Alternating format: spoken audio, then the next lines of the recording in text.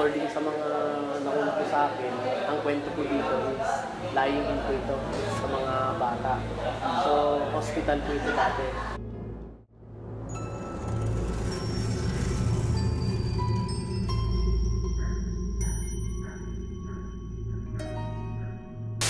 At 1:30 AM po is nag-e-encode po ako kasi sa ano po yun papalapit na po yung election. So may mga dapat kaming iras ng mga papers. So habang nag-e-encode ako and then pagdating po ng mga 1:30 AM to 2 AM, and then may naramdaman ako na parang may mga naglalakad.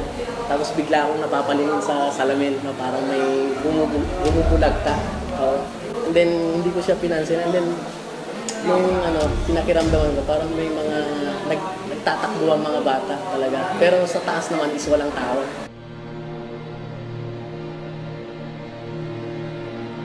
Kasi sa kwarto ng boss namin is yun yung operating room. Kung makikita nyo yung mga kaya yun talaga yung pinakaman. Pag nakaupo ka po doon, pag nakabukas ko ito, bigla ka talaga makapalingon dito. Pag nakabukas na. Pero pag sinarado mo kasi, parang wala lang, di ba? Pero pag nakabukas yan, nadilim. So parang nakaupo ka doon, pag limo mo gano'n, parang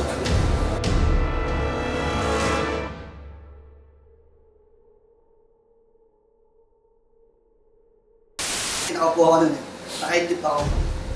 Pagka-dilat ng mata ko, yun, nagulat ako ba't may bata dito sa tuloy.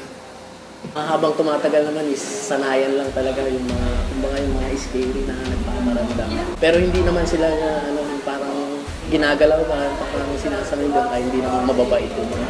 Ang mas nakakatakot talaga yung mga tao talagang buhay. Ang ghost voters po kasi, imbes na late lang yung magpaparehistro, sila yung nagugulo eh. Parang hindi mo maayos yung isang barangay, dadami yan eh, gawa nila. So panggulo talaga yung mga voters, yung mga ghost voters talaga.